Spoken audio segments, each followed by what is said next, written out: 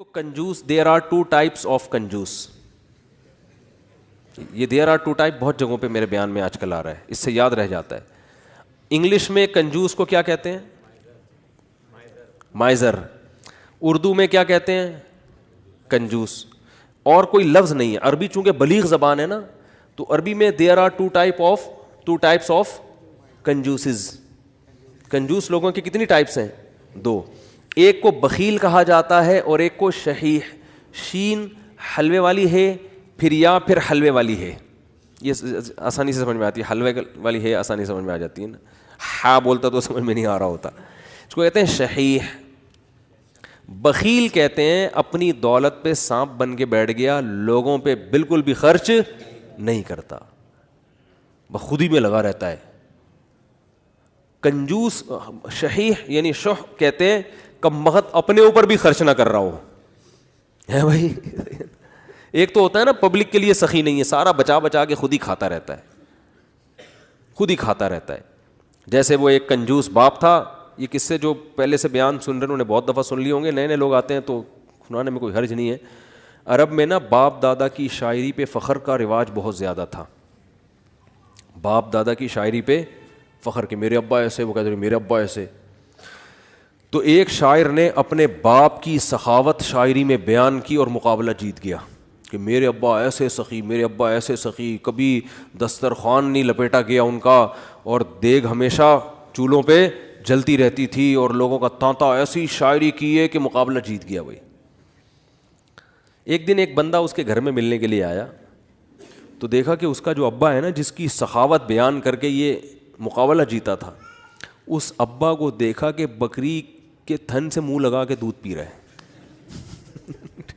ٹھیک. اس نے بولا یار یہ آپ کے ابا کیا کر رہے ہیں؟ اس نے کہا اصل میں ابا میرے جو ہے نا, یہ جب گلاس میں دودھ نکالیں گے تو دھار کی آواز سن کے بچے آ جائیں گے دودھ مانگنے. اپنے ہی بچے ابا کے, دوسرے بھائی ہیں ان کے. تو میرے ابا کو یہ پسند نہیں ہے کہ یہ دودھ بچے پئیں, اس لیے بچوں کو آواز نہ جائے تو ڈائریکٹ تھنوں سے دودھ لگا کے پئیں. کہہ رہے ہیں یہ وہ ابا ہیں جن کی سخاوت بیان کر کے میں نے مقابلہ جیتا ہے. لیکن یہ ابا بخیل تھا, شحیح نہیں تھا. اپنے اوپر تو خرچ کر رہا ہے نا کہ چلو بچوں پہ نہیں کھلا رہا, کم بخت خود ہی پی رہا ہے سارا دودھ. وہ دیسی گھی والا بھی سنانا پڑے گا یار, کیا کرے یار.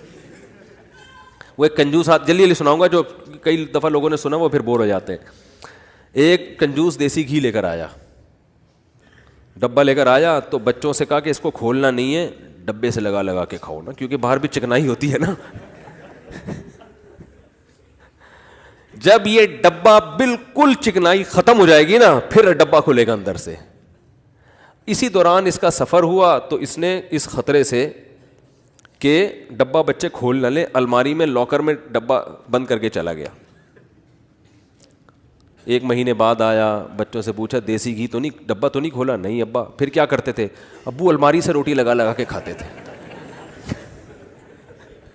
ایک تھپڑ مارا ان کو, کہہ رہے کم بخت کچھ دن گھی کے بغیر صبر نہیں کر سکتے. اٹ از کالڈ کنجوس. یہ شحیح نہیں ہے کیونکہ خود تو استعمال کرے گا نا, چپ چپ کے کھائے گا. تو وہ بھی جو بکری کے تھنوں سے منہ لگا کے دودھ پی رہا ہے, کم از کم خود تو پی رہا ہے نا. اور کنجوس کی جو سپرلیٹو ڈگری ہے وہ یہ ہے کہ خود بھی نہ پیے کہ دودھ کم نہ ہو جائے. تھنوں میں دودھ جمع ہوتے دھونے دے رہا ہے یار کہیں کم نہ ہو جائے, پھر دو قطرے نکالے کہیں سوکھ نہ جائے, بس اتنا.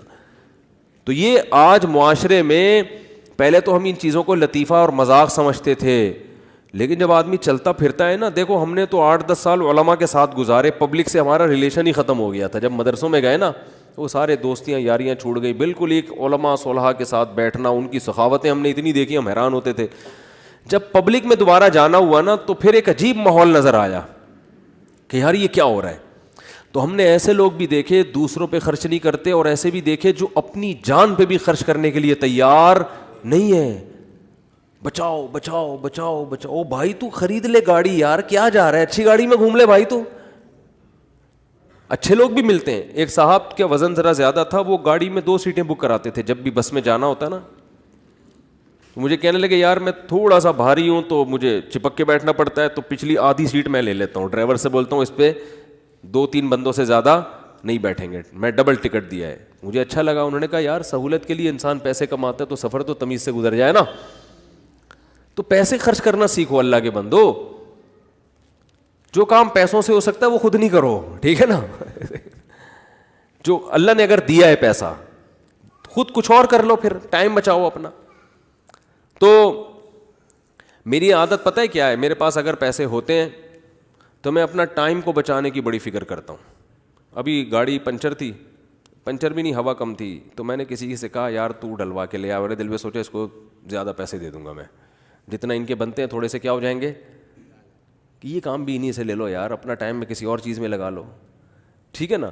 اگر ہیں اللہ نے دی ہیں, بعض دفعہ ہوتے ہیں بعض دفعہ نہیں بھی ہوتے ہیں, آدمی خود ہی دھکا لگا کے بائک کو گھسیٹ کے لے جا رہا ہوتا ہے تو وہ بھی ٹھیک ہے. تو جب ہوں تو الگ حکم ہے, جس دن جیب میں نہیں ہے تو پھر الگ حکم ہے.